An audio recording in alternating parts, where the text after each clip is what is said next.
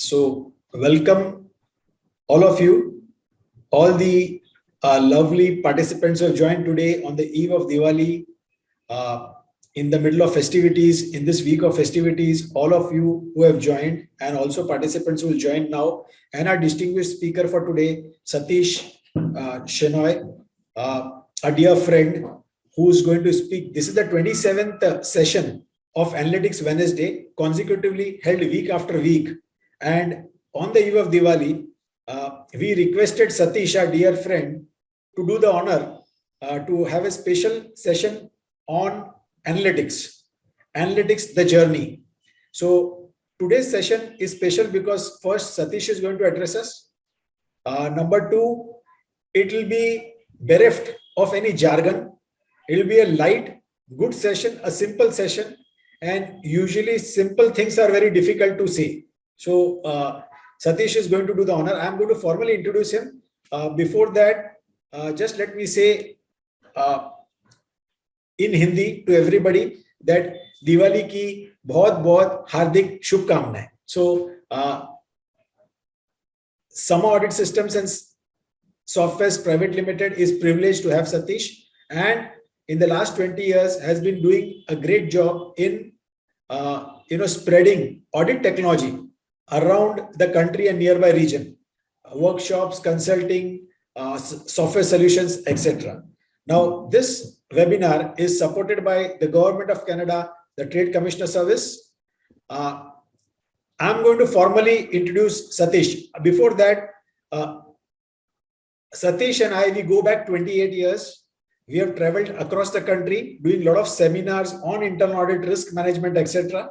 We have worked together in number of professional organizations like IAA, BC, etc. So, the association continues. And as I formally introduce Satish, you will find that he's doing a lot more meaningful things as he's progressing in life. So with that, Satish, I'll just formally introduce you. He is a triple C, which is a chartered accountant, cost accountant, company secretary. He carries more than 40 years experience in the public sector and the private sector. I'm not naming the companies, but all top companies, Larsen & Toubro, Aditya Birla Group, Hindustan Petroleum, Onida, Lupin, Reliance Retail. He's closely associated with number of professional bodies. The list goes on, including Chamber of Commerce, IIA. One of those bodies is educational institutes such as Chanakya International Institute of Leadership Studies and the Somaya Institute. He is currently writing 2 books, I think, which is more important, Lessons of Life from Cricket, and the second one is the Bhagavad Gita, the Soul Connect, connecting reading corner stories with specific verses of the Holy Gita. He is a key member of the expert group for the issuance of the Forensic Accounting and Investigation Standards by the CA Institute. He anchors the talk show CEO Speaks for WIRC ICAI. That's really great. He anchors that shows speaking to chartered accountants who are the CEOs of organizations. So I think 2 have been already held, and the third one is due this Saturday. Or 3 have been already held. The fourth one is this Saturday. He runs a daily blog, Reading Corner, since 11 years. Every day in the morning at 5:30, 6 o'clock, you'll get a message from him, which is inspiring more than 6,000 readers through stories, poems, and quotes. He spends some part of the day mentoring young professionals in their career pursuit. He assists underprivileged children to learn English through the DBM Foundation. He is teaching teachers who in turn teach underprivileged children at municipal schools. He is actively involved with Satya Sai Foundation to work in 7 Adivasi villages near Neral, Maharashtra. And I have been part of that, one of the visits which he made to that villages. A wonderful initiative. He is helping setting up a senior citizen living and skill development center at a remote village in Maharashtra.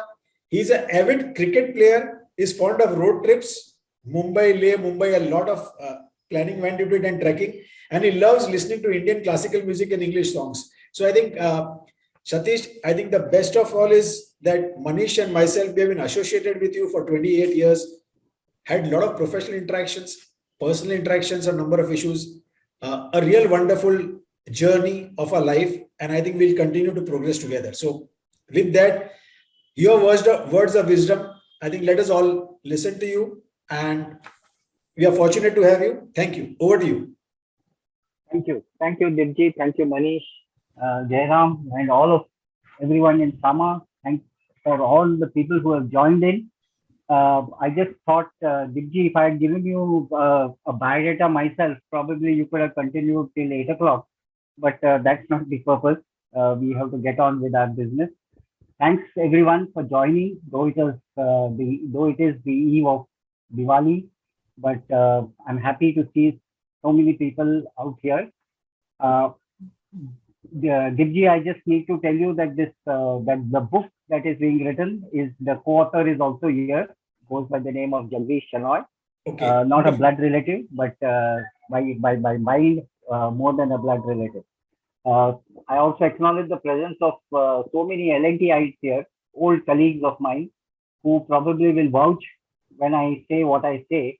And therefore, there is an internal control. Anand Narayan is here, Lakshmi is here. Lakshmi, not my wife, but Lakshmi Mahadev is here.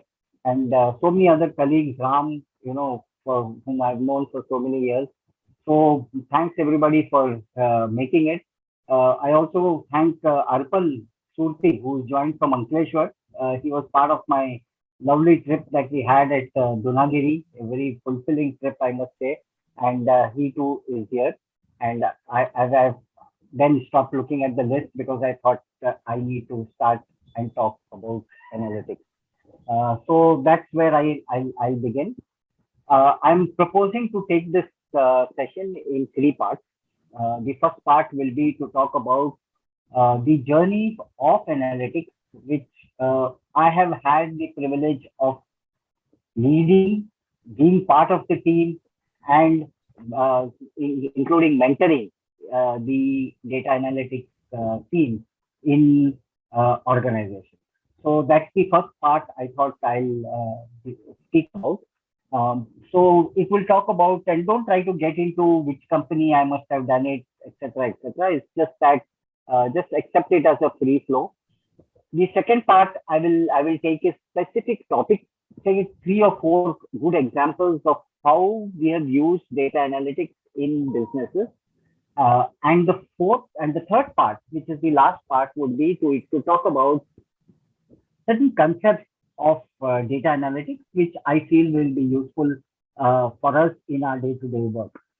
If you see data analytics, it's not necessarily only for internal auditors, and I'm sure that there in the group there are not only internal auditors but also people who are very keen to look at data. And today we all know how important data is. It's very boring to say data is the new oil and things like that. I think many people have said that before. So data today is become something which is unthinkable so many years ago. Uh, it used to be small data sets. Businesses were manageable. When I started my first job in Hindustan Petroleum, the turnover was only 8,000 crores. 8,000 crores was the sales of Hindustan Petroleum, and people said, "You're joining such a big company." And today, 1 billion US dollar turnover is of course great, but there are many smaller companies who are easily achieving these kind of volumes. And of course, Hindustan Petroleum has gone on to over 3 lakh crores today. And there are groups which I have worked for, which have turnovers in excess of 3 lakh crores, which is 50 billion, 55 billion, 60 billion US.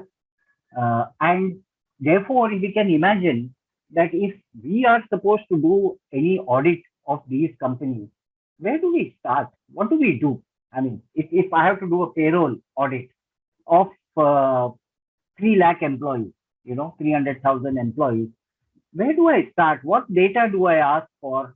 What what kind of paper? What will I start looking at? Do I start looking at payslips? Do I start looking at the employees? Do I start looking at the photos of the employees? And how do I remember all these things? How do I try to match all these kind of data? And how do I do a successful audit? And today, audit committees are not just asking for your sample size and all of that. What they are asking is, have you seen the entire population? Okay, so that's where the importance of data analytics will come. I, of course, wish to tell that I will take the fourth part, which is the more important part if you ask me, the question and answer. In case if there are any questions, please do post it on the chat box or in the question and answers in the Q&A section that is there. Digi will tell you more about it. But please do post any questions. Please do post any contrary opinions that each one of you have. I'm more than happy to take these not only at the end of the session, but also during the session. If anybody has anything, please raise your hand. You can put it on the chat box and we can have a discussion around your thoughts as well. So that's how I thought I'll start. So if I see, taking data analytics in any organization is a very challenging task. Now, we are all used to having challenges in our personal life, in our official life. We are all used to having challenges. And I guess taking up challenges is something that is coming very natural to us. Data analytics, right or wrong, correct or incorrect, for the right reasons or the wrong reasons, somehow has not really picked up in India. Don't get me wrong and think that, I'm trying to say things are wrong in India and everything is all right outside India. But somehow I have seen, and if there's something that I've felt bad about in my entire career in the internal audit space, is that we have not really leveraged the power of data analytics. I'm very sorry to say this on a platform which is all about data analytics. And that's why I'm so proud to be associated with Sama Audit, because they've been championing the cause of data analytics, I think, ever since I knew Dibji, which is over 20-25 years, as he was saying. So it is very important that each one of us really become champions for data analytics. We do data analytics, we use data analytics, but I think it has the power of leveraging something more.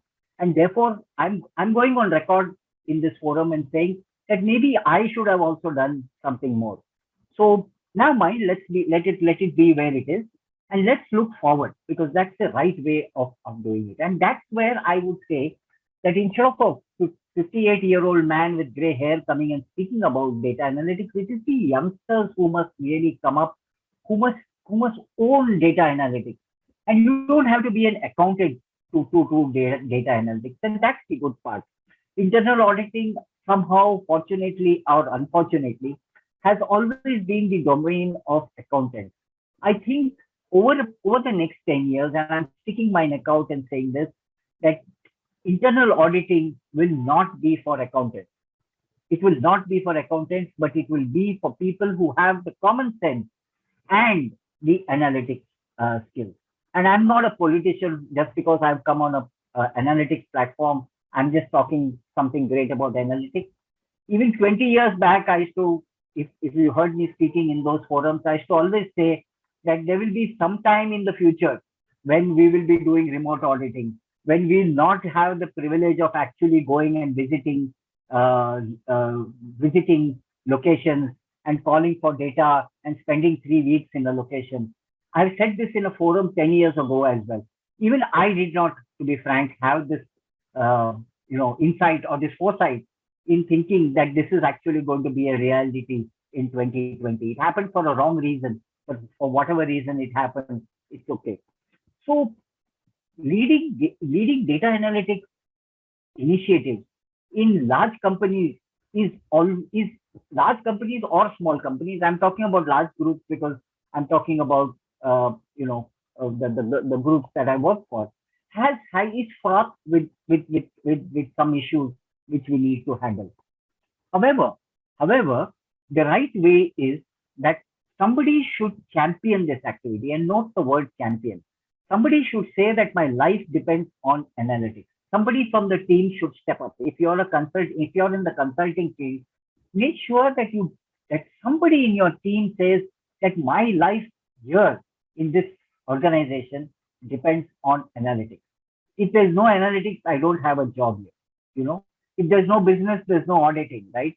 So if there's no analytics in my team, then I'm not going to be, I don't have any work. These are the people who will take the analytics journey forward.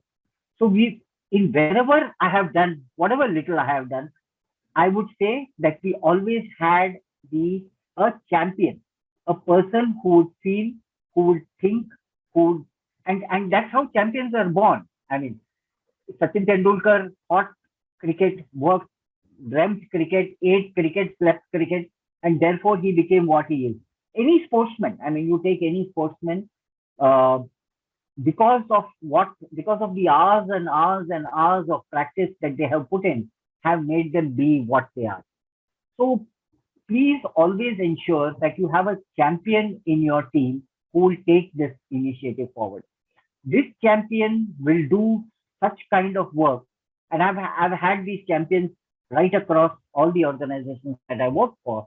So these are the champions who then, actually live the data analytics journey, and they will make sure that they bring in more and more people.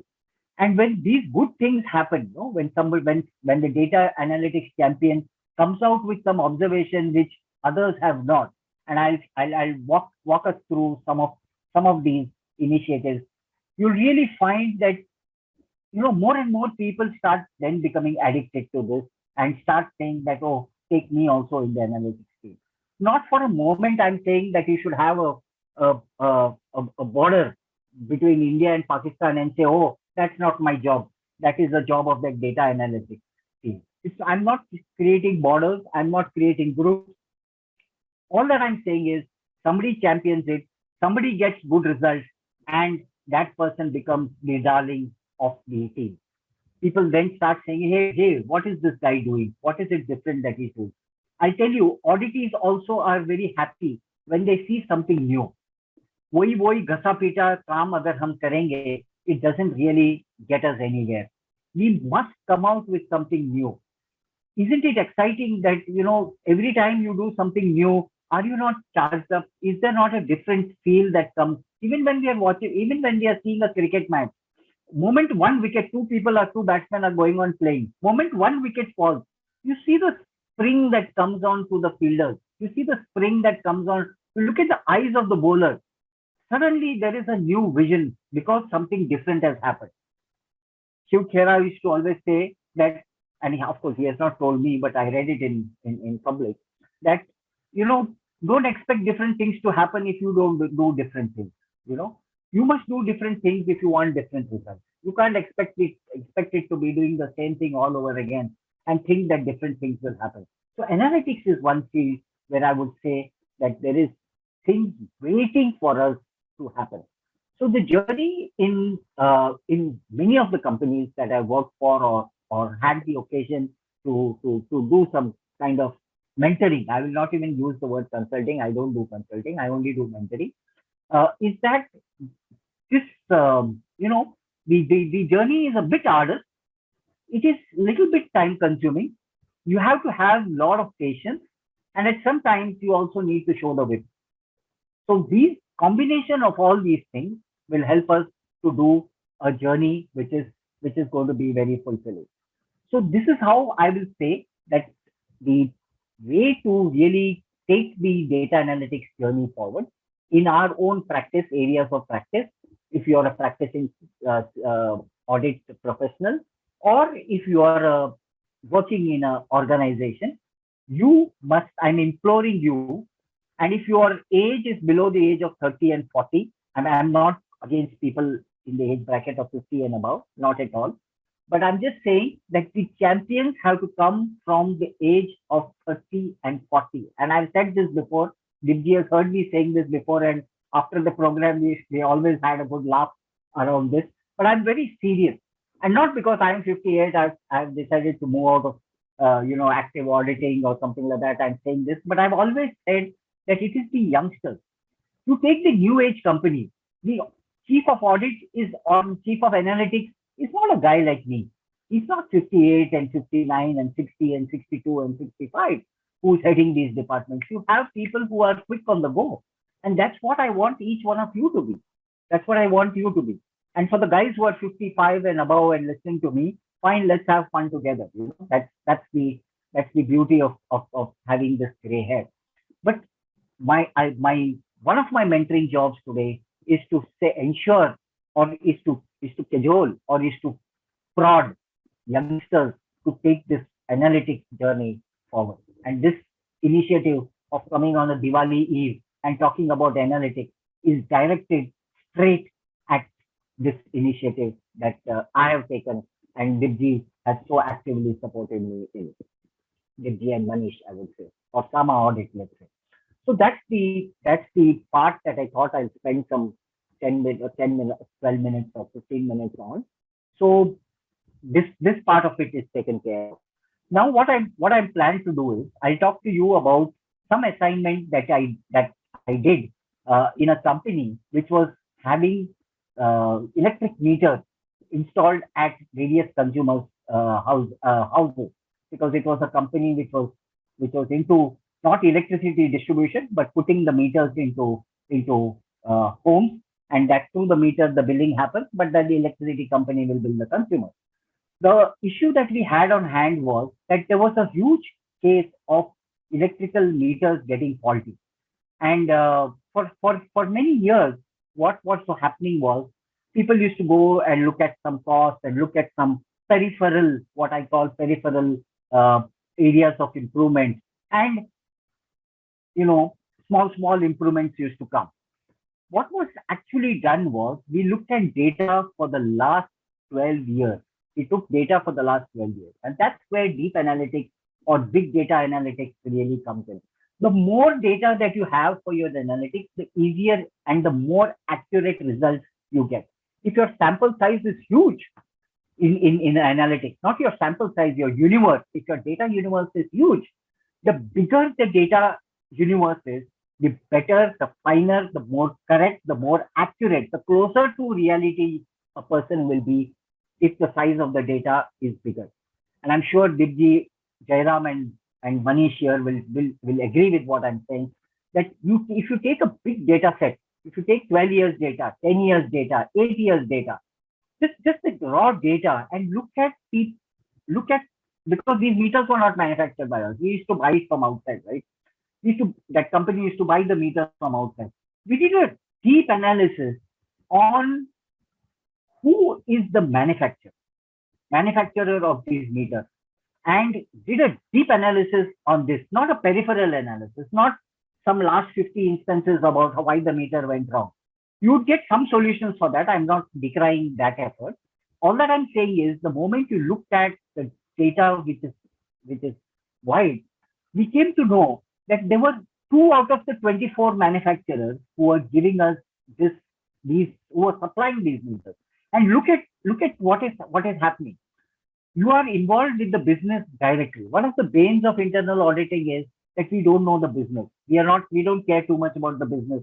All that we are interested is in finding faults, coming and finding out some control gaps. But here is an instance, here is an opportunity to take part in the business, and business gave us the data on an open platter. We needed to have our activities in place. We needed to have our IT systems in place. We needed to have our audit softwares in place. We needed to have our scripts in place, because once you get such data, you could just collapse. If you get so much data, you don't know what to do with data, right? And sometimes when we browse the internet, there's so much data available that we start getting confused. We get spoiled for choice, as we say. So if we really look at this data, look at it critically, understand the nuances of what is the problem statement. I read one beautiful quote that if you define your problem accurately, Steve Jobs is attributed to us, said this, that if you define your problem accurately, the solution will come that easily.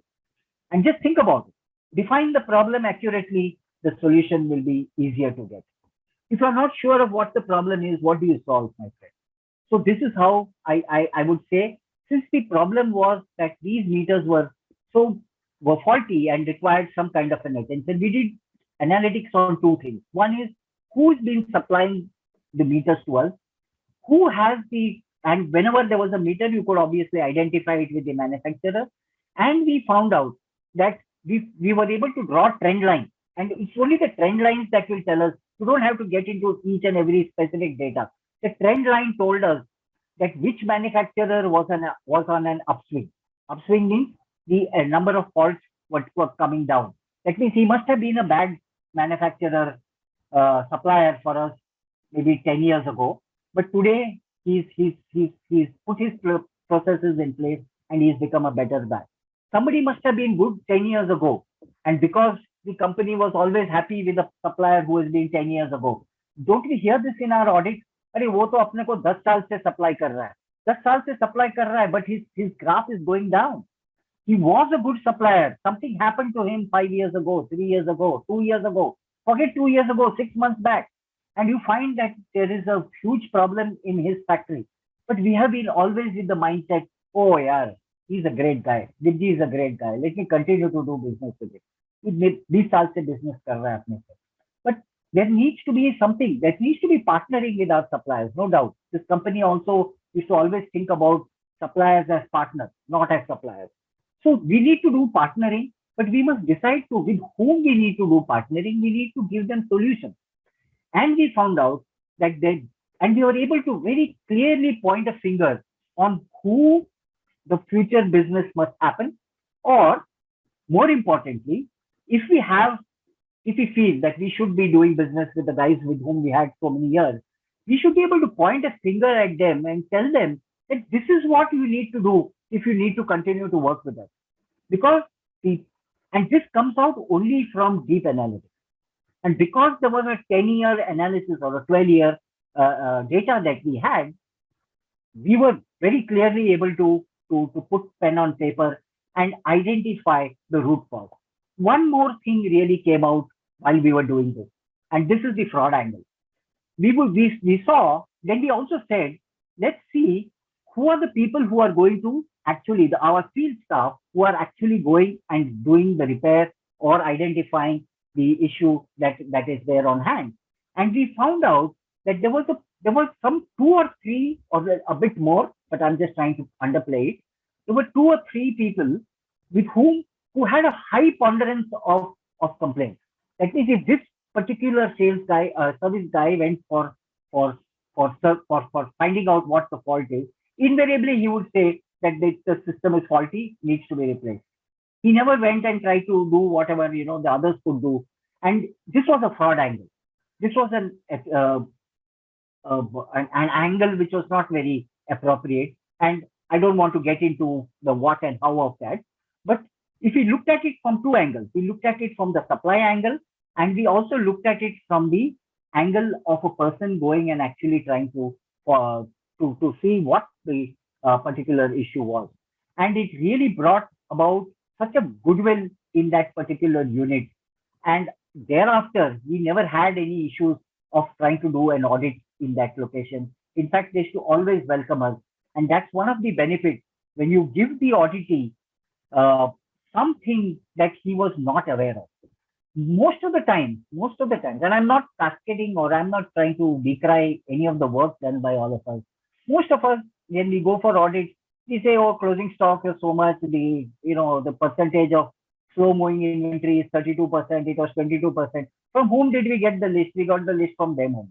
So we always invariably turn out to be telling things that people already know, that the businesses already know. So here was an opportunity for us to look at some business issue and take out a lot of takeaways for the business. There was another white goods company that I was associated with, and there was a big issue of what I can say wastages while the manufacturing process was on, and this became an issue. In fact, it happened in a pharmaceutical company, and it also happened in the white goods. But the genesis of the issue was same, because that's the beauty of auditing. You're not industry specific at all. You can work in any of the industries, and that's what Dibji was saying, that I work for so many companies because we are agnostic of the industry that we are working. Of course, it's good to have industry experience, but that's the beauty of of being in audit. So there was an inconsistent yield. I mean, if I have to very specifically say, there was an inconsistent yield. That means the output that was coming out of the manufacturing process was not as per the design principles. And therefore, this assignment was given to us. What we did was, in partnership with, of course, with the business, we looked at again the data. And again, I'm coming back to the same principle that you must have a large data set. If you do not have a large data set, you're a goner. I mean, if you look at small data sets, you will get small benefits. If you look at large data sets, the effort is not proportionately more. Huh? If the effort is 10 for a small data set, and if the effort is not 10 times if you're looking at 100 set, or 1,000 times if you're looking at a 10,000 larger sample data size, not sample size. So the effort doesn't become exponentially more. It becomes incrementally more, but not exponential. It's not in the same proportion. And once you automate it, once you automate it, not automize, once you automate it and use whichever tools, if I'm on a SAMA platform, I'll say use IDEA, because otherwise Giddy will come home and slap me. But I'm saying use IDEA if you must, and if Jairam is able to convince you to. So use IDEA, use an audit tool, let's say for a moment, use an audit tool, and it then becomes very easy. And this knowledge is not resident in the mind of the person doing it. It's not resident in the mind of Lakshmi Mahadev, who did this analytics before. She's in the audience, and therefore I took her name, because if she's watching her mobile or something, when she hears the name, she'll quickly react. So it's not going to be that way. It's going to be resident. This knowledge is going to be resident with the company, with the group, with your firm, because this is already now automated, and you can run this data analysis in whatever else in the future audits as well. So what we did was, again, we looked at data from across for the last 10 years. We found out how much of it is Indian suppliers, how much of it is global suppliers.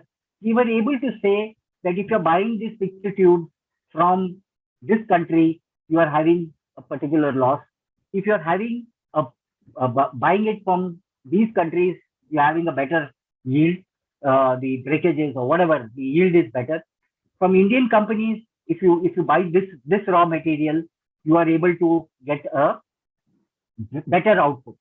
What we did was, and this is where the game came solidly, we found out that because, and let me take an Indian example, the supplier was supplying some bulk drug to the pharmaceutical company, and there were 3 suppliers. As typically, we don't give business to just one supplier. We ensure that there is a competition between the suppliers as well. And we found out that among the 3 suppliers, there was a lot of the shortage was coming from a supplier who was giving us the maximum output because he was the cheapest and whatever. And what we did was we costed, because because there was a shortage, we costed this shortage into the purchasing price. Obviously, because he's giving you what seemed to be the L1. We're so used to hearing this word L1. We thought that this L1 is the best because he's quoted the lowest, but his yield was also the lowest. So if you do the costing of the cost of the poor quality, what we call cost of poor quality, if we add it up to the purchase price, he no longer was the L1. We were unfortunately giving a smaller quantity to the L3, but his yield was the highest. And the delta pushed him from L3 to beyond the L1. So here was a different dimension of looking at it. And all this happened with the business guy in our fold, with the business guys, and therefore they just ate off our palm, what we saying, like how kids, when you show them a cake and they're willing to eat your arm as well, So they were just willing to eat the food from our palm, eat the audit observation from our palm. We didn't even have to tell them what to do. And when this data was presented, I think that was the most silent audit meeting that I ever had. The data sang the best song that the auditee wanted to hear. They said, "Oh God, what have we been doing all along?" And here's this guy who just walked into the audit firm. I have not done that. The team was there who did it. Okay. So it was done by a very young accountant who didn't even understand what the businesses were, but he just focused on what we had as a team decided to do. And that's all he did. And he was so excited because he was a young guy. He got a chance to talk to the MD of that unit, and everything was so nice in that meeting. And you feel so good that you've been able to contribute to the business. You gave them a different way of thinking. And look at the gains, look at the wins. The audit team was happy, the audit function was happy, we did a better job, we were welcomed in the next audit, and the auditees simply were eating off our palm. All that we did was a very simple thing. All that we did was look deep at the data. In auditing, many times we try to look at the width. We try to look at the width, and we forget the depth. So sometimes catch a specific area, do a deep dive into that, but make sure you take a good area. Define the problem appropriately. If you define the problem appropriately, as I said earlier, you will be closer to the solution. So this was something that, through my experience, we were able to look at this. I'm aware it's about 7:40. There was one more beautiful example of shortages. We used to constantly get in receipt. Whenever we received goods, there was a shortage, and we used to book it as shortage and all kinds of the typical audit things that we would do, and we would come and look at gate entries and all that. What we said was, let's do an analytics on it. And again, we looked at large amount of data, and we correlated in analytics. You need to correlate. You need to correlate databases. Unfortunately, what happens in organizations is the silo culture. I'm doing something, I don't want the other unit to know. I'm responsible for this particular database. I'm not worried about the other database. So I'll tell you about a couple of cases in the next 10 minutes. I'll talk about some more principles, because that will be the third part of what I promised you to do. And we'll leave 10 minutes for the fourth part. That is dealing with any questions. So if I have to, so what we did was, in this analytics of finding out the shortages, we did the same thing. Which transporter has been doing it? Which truck number? We went up to the truck number. We went up to the driver's name along with the truck number. Not only the transporter, but in which truck it came, because all the data is available in any organization. Whichever ERP you're using, all this data is available. What time of the day it came, that shortage happened, whether it came in the day or whether it happened in the night. Who was the security guard at that point in time at the gate? So all this was correlated. All this was correlated, mind you, for the large database of 10 years. And boy, that data that came out to us simply sang us a story. I don't want to tell you what about it, but your intelligent mind can tell you what happened. We were able to bring out a correlation between a specific transporter, in that transporter, a specific set of trucks, in those set of trucks, a specific driver or a set of drivers, with that combination, a set of security guards whom we had employed as through contractors, of course, but we were able to establish this entire link and the time of the day when this truck really came. And we were able to establish patterns, and data analytics helps us to establish patterns. And then you do a deep dive. And boy, that audit observation again was one of the silent meetings. You have thought that we've gone to a funeral, because everybody was silent and everybody was looking at the data and saying, oh God, oh God, oh God.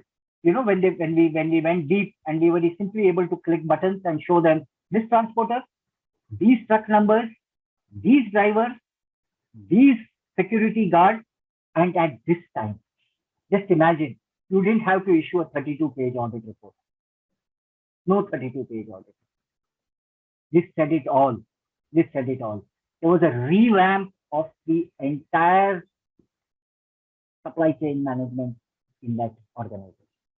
So these three examples probably will, Dibjit told me that he will cut the Zoom link exactly at 8 o'clock, because he knows that I have a tendency to keep talking. But of course, I always finish my programs on time.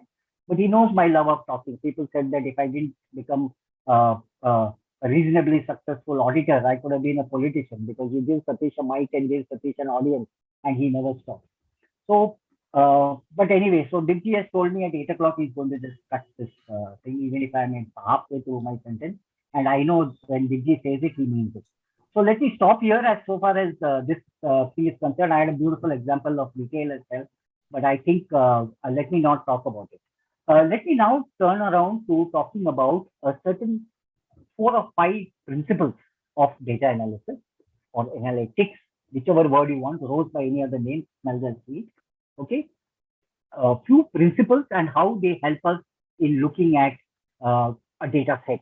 Okay, these will be just principles. I won't delve too deep, but I'll give you, to the extent I remember, I'll give you examples straight from the heart. I don't have any text. I don't have any written notes. It's all coming out just because Dibji has provoked me to speak on a Diwali Eve.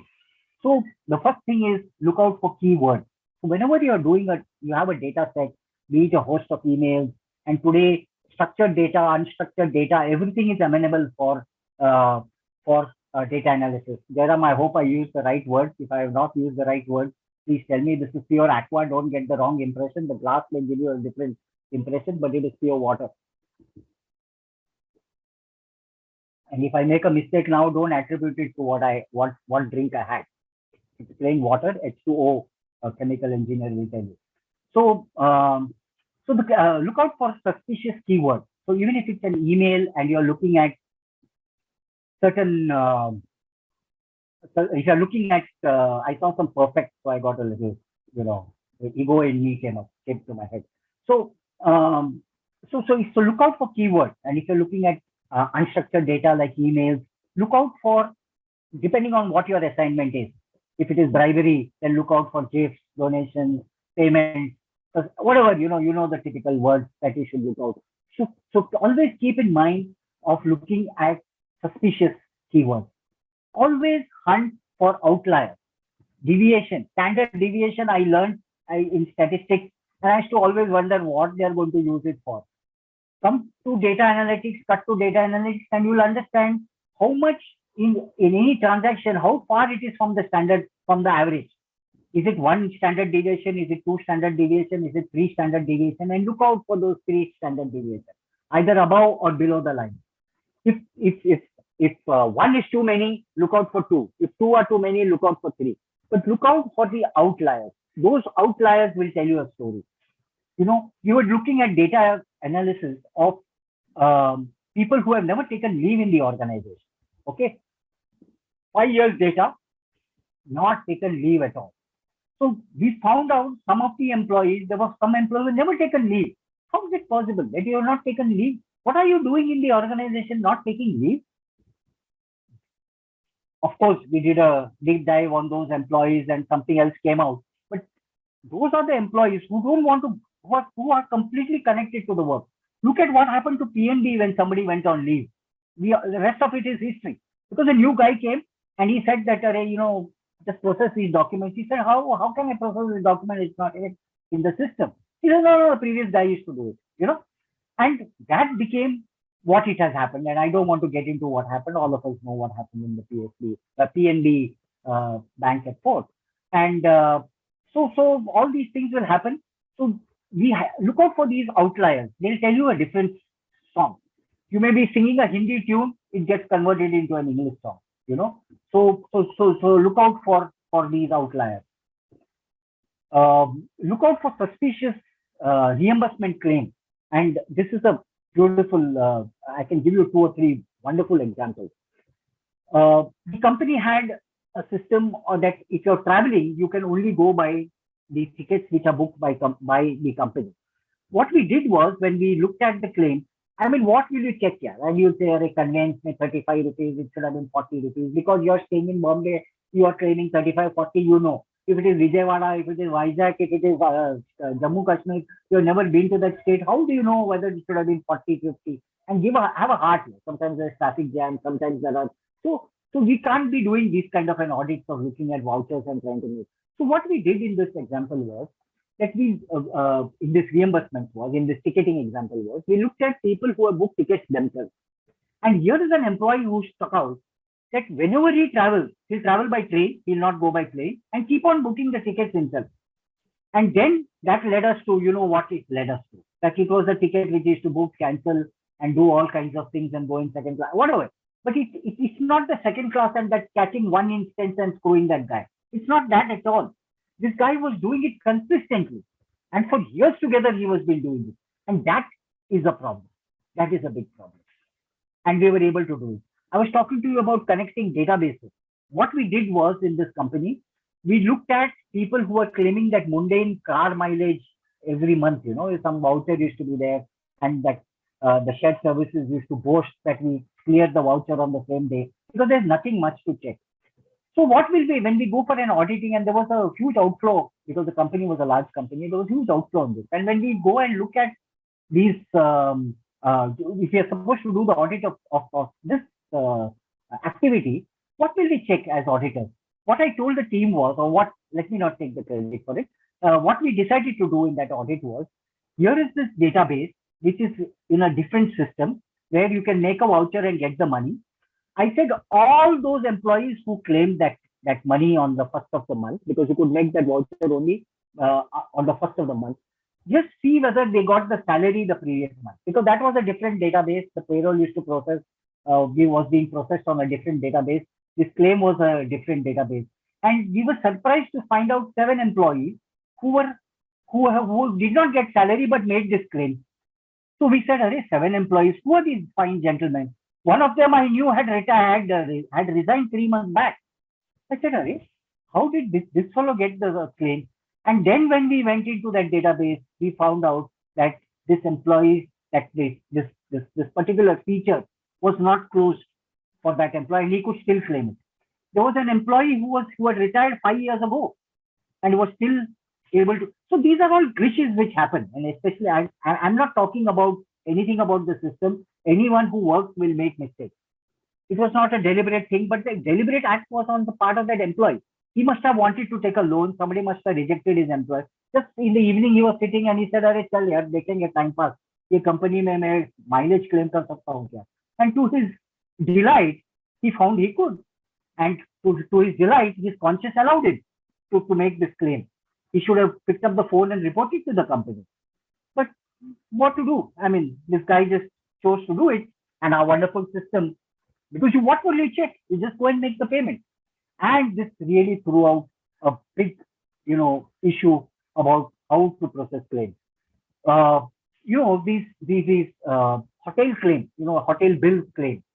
We had a software which we ran on the database that if Divji went to Amritsar and stayed at Golden Temple Hotel, and if Manish went at some different time and stayed at Golden Temple Hotel, and Satish Shenoy went and stayed at that place, and Jairam went, and Lakshmi Mahadev went, and PG Ganesh went, and Balu Narayan went and stayed, and I'm just trying to memorize all the attendees. Okay, and Jagdish Shenoy went, and so on and so forth. And Arpan Surti went and stayed at the same place. And at different points in time, people have claimed the amount from the bill, and it was paid.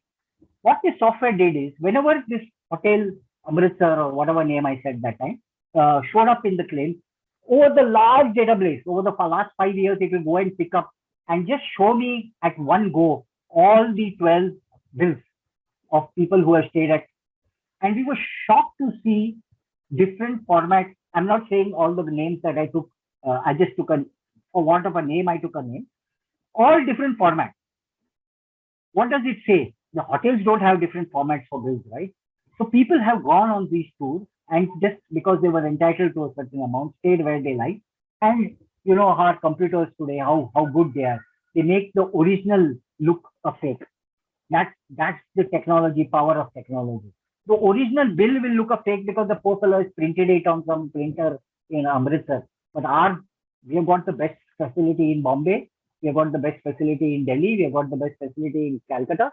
And our bills look better than the original. And I mean, 12 people, 12 different formats. It just says because how can that person who's passing the bill, because he's also got a deadline. He has to clear the bill in one minute. He's thrown 60 bills and he has to clear it in 60 bills in 1 hour. Otherwise he gets docked for not processing. What does he check? He just says, bill hai na, amount theek hai, chalo, pay it. So when you do this kind of analytics, you realize that, boy, we are doing something crazy and not even knowing about it. So that's the part I would say auditors have to bring no surprises. It's exactly 7:50. I decided to keep 10 minutes for any questions, any thoughts that have come in. Either people have slept and, at 8 o'clock they'll again disconnect. Or if there are some questions, I'm more than happy to take it. Divji, if anybody has put some comments glorifying me, just avoid those comments. Just talk about any other thoughts, any questions that have come. I'm more than happy to take these questions. Sure, Satish. I think wonderful. I think there are no questions as such today right now, but a lot of good things about you. So as you said, I will park it, but I think to just while we are waiting for questions, I think some of the things which Satish said very important. Large data sets, you need champions. Look at the trends, look at the suspicious activities which you talked about, the examples which you gave. Be part of the business. So all that strikes a chord, because as an internal auditor, when you go out to do work, I think all that as an analytics, when you want to look at things, all that strikes a chord. So one question is, any machine learning tools that you have used? And another question related to that is by Ritu Mishra. Sir, what are the different tools we can use in internal audit? Yeah, there is a big market of tools that have been used. I've been using IDEA, we've used Excel, version, and all of that. But I don't think that you'll get the best advice from me on this. There are enough and more tools. All that we need to do, Manish, you'll need to mute. Manish Tipalia, thank you. So what will happen is we will need to look at all these tools. Maybe Jairam or Divji or Manish or somebody can help the person who's asked this question about which is the best tool that is used. There are tools in the market. We need to be aware of what it costs, because these tools, some of them tend to be expensive. We need to use the kind of tool that we require for our size of operation. So there's no one size fits all. If I'm talking from an L&T perspective, or I'm talking from an Aditya Birla perspective, the tool probably will not help somebody who's in a smaller practice. So you need to really go and look at and do the scouting. It's not a very difficult job, but it's an important job that we need to do, because the best carpenter is known only, is limited only by the tools that he uses, and therefore might not be the best. I don't think I'll be the best guy to answer this question. I'm sorry about that. But all that I will say is, take time to understand which tool will suit you, your operations, the way you have looked at it. Don't take too complicated tools. Take something which is simple, easy to start. You should be able to plug and play kind of things. These things will help you to start. And once you start acing it, you'll be able to, do it better. It's like buying a car. You don't go and buy a car which is, straight away 75 lakhs, right? You go and buy an Alto, you go and buy a Maruti 800. My first car was a Maruti 800, and I love that car even now, and an Indica as well. And then you slowly upgrade into different systems depending on how well you are able to use it. I think that's my long and short answer. Right. Great, Satish. I think you're absolutely right. There are tools and tools and tools, and it has to fit a particular purpose and, a particular purpose. So I think I don't find any other questions. So I think. So since I have 6 minutes, let me not. I can go on. Actually, I just thought that. Sure. So I think 6 minutes are all yours, Satish. Yeah. So we'll stop exactly at 8. You have to give me 1 minute at the end. Okay, fine. So I'll stop at 7:59, which is 5 minutes from now. Yes. Okay. So let me continue as if nothing happened. Okay. Yeah, absolutely. Yeah. So the other thing that I will implore us to do on analytics is always look at, identify split purchases. We have a beautiful, and I think this is easy. Most of us, I'm sure, are doing it as well. Any company will always have a beautiful matrix, limits of authority manual. Okay. And today, all these things are in the system. And earlier it used to be manual. So there used to be, you could override it that much easier. Today it's in system. If it is about 20,000, it will go to X. If it's about a lakh, it will go to Y, and so on and so forth. And therefore, the system is per se a good system. And I think nowadays most of the systems are that way, that you can't go about it. When you go to an ATM machine also and go to withdraw cash, I mean, you bang the machine, you go and kiss the machine, it's not going to pay you more than it is designed to pay you. So same way, even in this purchase orders, these things will happen. So the trick is use simple tools. Benford law is there. IDEA has this provision of Benford's law, and you have a statistical tool that will tell you. It doesn't tell you which is a fraudulent entry, but it gives you an indication of what could be. It throws up red flags, and sometimes it throws up deep red flags. Look out for these deep red flags, which any data analytics tool will throw out, and look at those transactions and look at them deeply. And I'm sure you will get something which will help, which will make us feel this things require little more deeper dive, and you'll find out that there are people who are breaking the system by placing orders of 19,995 and so on. Bata pricing, what used to be once very popular.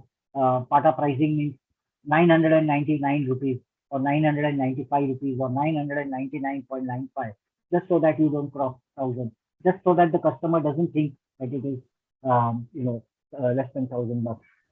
So he thinks that it is always less than 1,000 bucks, but indeed paid 1,000 bucks. So look out for these split purchase orders. Look out for non-PO purchases, because generally what is the PO purchase, where you actually issue a purchase order through the system, is generally follows a proper defined process. But look out for those which are emergency purchase orders. Look out for those who are, not from registered vendors. You have what we used to call casual vendor code. So in that casual vendor code, you find lots of debits there. Analyze such accounts very, very deeply. What I also thought of talking about is the retail industry, because the retail industry is something which is very deep, is all pervading nowadays. Retail industry has a beautiful system of purchasing, because there are so many units that people are buying, so many different SKUs. I mean, it's very difficult for somebody to go and start placing purchase orders on P&G, and Reliance Retail trying to place purchase orders on P&G, HUL, and so many different companies, Colgate and what have you, Pepsodent and all of that. So what people have done is they have defined the stocking points in the store, the minimum stock level, and given access to these vendors. So these vendors know at what time I need to straight away refill the stock at the Reliance Retail store or the retailer store, and each of these stores are known. What these suppliers have done is they have identified their warehouses who can supply this material to the store, and this works so seamlessly, and we as auditors were also asked, and there was big controversy on whether auditors should help in designing system, throw it to the wind, do what work which helps you to have better mileage in the company. And we help them out in designing the system. There's not too much of time available to get into the depth of this system, but this system ultimately helps a seamless intervention. And this we did in other companies as well. We did this in LLG by getting the stockist to look at our stock all the time and placing orders, automatically. The system itself places the order, the stocks come in, it is read through the readable devices, and the GRNs are prepared, and payments also go out. But there is a danger, because if anybody is able to tap this system, then you would not know until there is a dent in the bank account. So audit have to move out from the traditional way of doing things. They have to think about different things, doing things differently. And I'm sure if we do all of that, we will have a happy Diwali. Thank you very much, Satish. I think really a pleasure listening to you, and I think you have been right bang on about the tips that you have given, to adopt analytics. There are no questions, only a lot of wonderful things about you. Just one question with Dinar has posted, which I will take on, Satish, if you permit. He said that there is a lot of security concerns for adopting data analytics. Now, I can just say that first of all, it's not only idea, but if any of the established data analytic tools you take up in the market, all of them have been tested for security. Number one, there are no Trojans in them. Number three, they are used widely across the world. So, top organizations including banks, insurance companies, use such tools across the world. So it only goes to prove that there is nothing wrong as far as the security is concerned. And in addition, if very sensitive organizations like defense or banks, which are are really concerned about very high security aspects, they can run their own test on the tools. So they have the option of testing the tools themselves. Though the data analytic companies will not provide the source code, because they are never going to provide the source code, because that's their bread and butter. But on their own, tests can be run on the demo version or the version which can be supplied to the organization. So I think this is what I can add as far as the concern is there. I think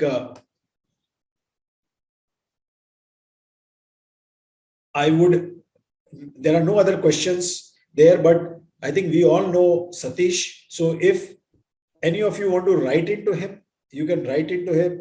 If any of you want to write into us, we'll forward the questions to him, and we can always speak to any of you.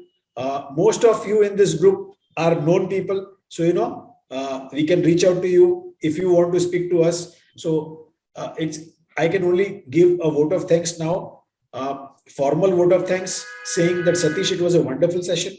On the eve of Diwali, you have spent so much time for all of us, and the participants, all of them have stuck to the very end. So it only goes to prove that this has really been an interesting session, because as I said in the beginning, this is bereft of any jargon, but practical to the core.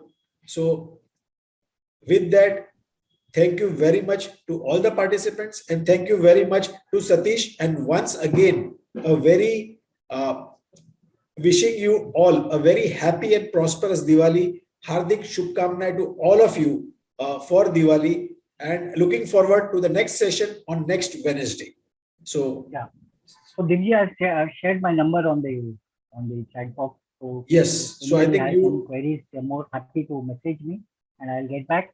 And I'm happy to see my classmate Vinay Nair, my schoolmate Vinay Nair, also on the call, and Pramod Mulgun from L&T, and Anand Jangir has joined from our Bangalore. Anand has joined, yes. Anuja has joined from Pune.